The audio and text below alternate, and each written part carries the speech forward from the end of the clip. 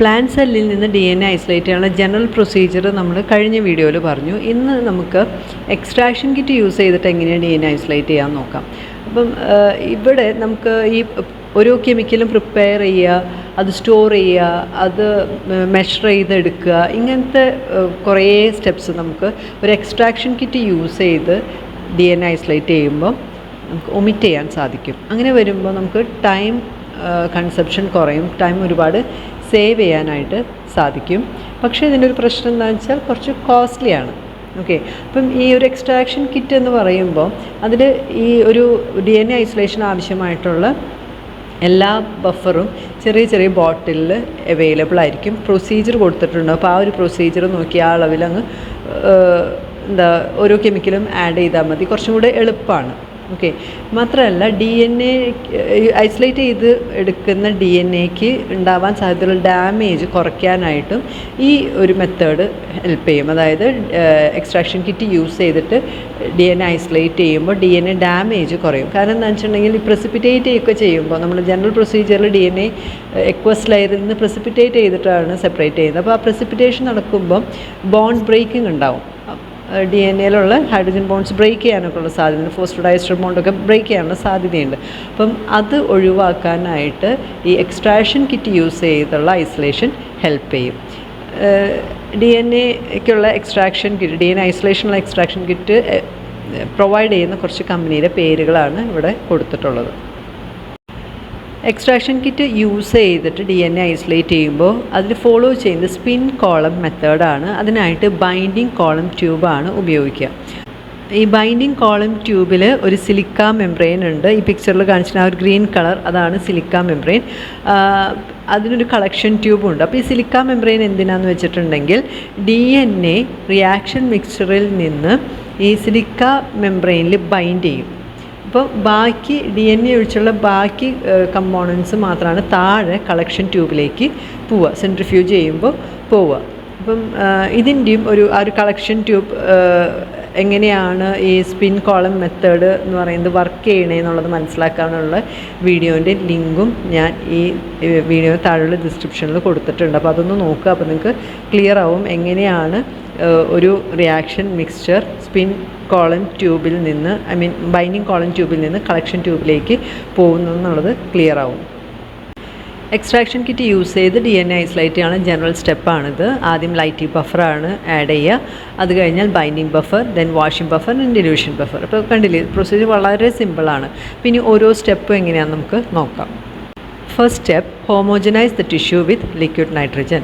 So plant sample എടുക്കുന്നു, young leaf for example young leaf എടുക്കുന്നു. അത് മോട്ടർ ആൻഡ് പെസലിൽ ഇട്ടിട്ട് ലിക്വിഡ് നൈട്രജൻ ഉപയോഗിച്ച് നന്നായിട്ട് ഗ്രൈൻഡ് ചെയ്യാം. Second step, add lysis buffer. Lysis buffer എന്ന് പറയുമ്പോൾ അതിലുള്ളത് CTAB-ഉം അതേപോലെ സോഡിയം ക്ലോറൈഡുമാണ്. And it make tissues efficient for lysis. അത് കഴിഞ്ഞിട്ടുണ്ടെങ്കിൽ next step, add proteinase and mix. ഇപ്പോൾ റിയാക്ഷൻ മിക്സ്ചർ എന്ന് പറഞ്ഞാൽ അതിലുള്ളത് ടിഷ്യൂ ഉണ്ട്, ലിക്വിഡ് നൈട്രജൻ ഉപയോഗിച്ച് അത് നന്നായി ഗ്രൈൻഡ് ചെയ്തു, അതിലേക്ക് ലൈസിസ് ബഫർ ആഡ് ചെയ്തു. ഇനി അതിലേക്ക് പ്രോട്ടീനേസ് പ്രോട്ടീനേസ് എന്ന് പറയുമ്പം ഡീപ്രോട്ടീനൈസേഷന് വേണ്ടിയിട്ടുള്ളതാണ്. അപ്പോൾ അതും ആഡ് ചെയ്യുക, എന്നിട്ട് നന്നായിട്ട് മിക്സ് ചെയ്യുക. And incubate at 60 degree Celsius. So incubate ചെയ്യുമ്പം ഈ CTAB നന്നായിട്ട് എഫിഷ്യൻ്റായിട്ട് വർക്ക് ചെയ്യും. ഈ ഒരു ഇൻക്യുബേഷൻ കഴിയുമ്പോൾ എന്ത് സംഭവിക്കുന്നത് വെച്ചിട്ടുണ്ടെങ്കിൽ പ്ലാന്റ് സെല്ലിൻ്റെ സെൽ വാൾ ബ്രേക്ക് ചെയ്ത് ആ സെല്ലിൻ്റെ ഉള്ളിലത്തെ കമ്പോണൻസ് എല്ലാം പുറത്തേക്ക് വരും. ഇനി അടുത്തത്, ആഡ് ബൈൻഡിങ് ബഫർ. അപ്പം ബൈൻഡിങ് ബഫർ എന്ന് പറഞ്ഞിട്ടുണ്ടെങ്കിൽ അതിലുള്ളത് സോൾട്ടുകളാണ്. And it disturbs a water DNA interaction. So DNA വാട്ടറും തമ്മിലുള്ള ഇൻട്രാക്ഷൻ ഡിസ്റ്റർബ്ഡ് ആവുമ്പോൾ ഈ DNA നെഗറ്റീവ്ലി ചാർജ്ഡ് ആണ്.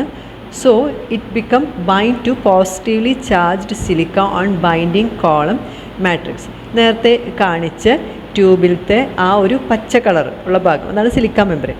ആ സിലിക്ക മെംബ്രെയിനിലേക്ക്, അത് പോസിറ്റീവ് ചാർജാണ്, അതിലേക്ക് നെഗറ്റീവ്ലി ചാർജ്ഡ് ആയിട്ടുള്ള DNA ബൈൻഡ് ചെയ്യും. അതിന് വേണ്ടിയിട്ടാണ് ഈ ബൈൻഡിങ് ബഫർ ആഡ് ചെയ്യുന്നത്. ബൈൻഡിങ് ബഫർ ആഡ് ചെയ്തതിൻ്റെ ശേഷം ഇത് ട്യൂബിലേക്ക് സെൻട്രിഫ്യൂജ് ബൈൻഡിങ് കോളം ട്യൂബിലേക്ക് ഇത് ട്രാൻസ്ഫർ ചെയ്യുക. ട്രാൻസ്ഫർ ചെയ്ത് സെൻട്രിഫ്യൂജ് ചെയ്യുക. സെൻട്രിഫ്യൂജ് ചെയ്ത് കഴിഞ്ഞതിൻ്റെ ശേഷം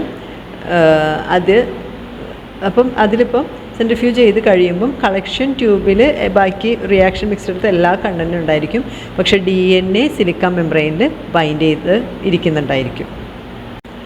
ഇനി അടുത്ത സ്റ്റെപ്പ് എന്ന് പറഞ്ഞിട്ടുണ്ടെങ്കിൽ ഐസോപ്രോപ്പനോൾ ആഡ് ചെയ്യുക, സെൻട്രിഫ്യൂജ് അപ്പോഴും DNA ഇരിക്കുന്ന സിലിക്ക മെംബ്രെയിനിൽ തന്നെയായിരിക്കും.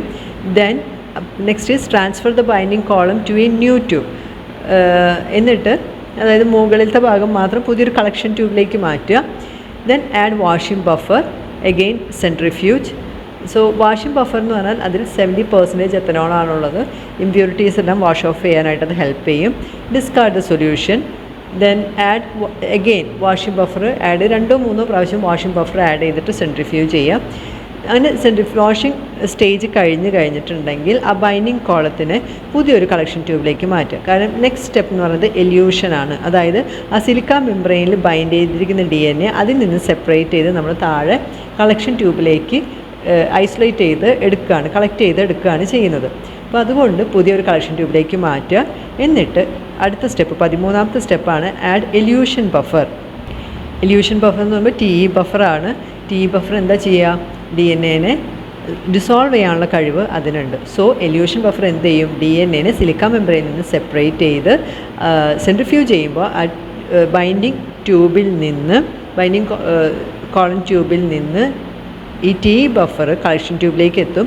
അതിനോടൊപ്പം തന്നെ സിലിക്ക മെംബ്രെയിനിൽ ബൈൻഡ് ചെയ്തിരിക്കുന്ന DNA അതിൽ നിന്ന് സെപ്പറേറ്റായി ഈ TE ബഫർ അല്ലെങ്കിൽ എല്യൂഷൻ ബഫറിൻ്റെ കൂടെ കളക്ഷൻ ട്യൂബിലേക്ക് വരും. ദെൻ അപ്പം DNA എല്യൂട്ടഡായി DNA കളക്ഷൻ ട്യൂബിലുണ്ട്. അതൊന്നില്ലെങ്കിൽ നമുക്ക് it can be used directly or store at 4 degree Celsius till further use. അപ്പം എക്സ്ട്രാക്ഷൻ കിറ്റ് യൂസ് ചെയ്തിട്ട് ചെയ്യുമ്പം കുറച്ചും കൂടി ഈസിയാണ്, നമുക്ക് ടൈം സേവ് ചെയ്യാനായിട്ട് സാധിക്കും. നമ്മളൊരു കുറച്ചും കൂടി ഈസി ആയിട്ട് ഫാസ്റ്റായിട്ട് DNA ഐസൊലേറ്റ് ചെയ്യാനായിട്ട് ഈ ഒരു എക്സ്ട്രാക്ഷൻ കിറ്റ് യൂസ് ചെയ്തിട്ടുള്ള DNA ഐസൊലേഷൻ ഹെൽപ്പ് ചെയ്യും. പക്ഷേ കുറച്ചും കൂടെ എക്സ്പെൻസീവാണ്. ഓക്കെ, സോ ഇതാണ് എക്സ്ട്രാക്ഷൻ കിറ്റ് യൂസ് ചെയ്ത് പ്ലാന്റ് സെല്ലിൽ നിന്ന് DNA ഐസൊലേറ്റ് ചെയ്യാനുള്ള procedure. Thank you for watching.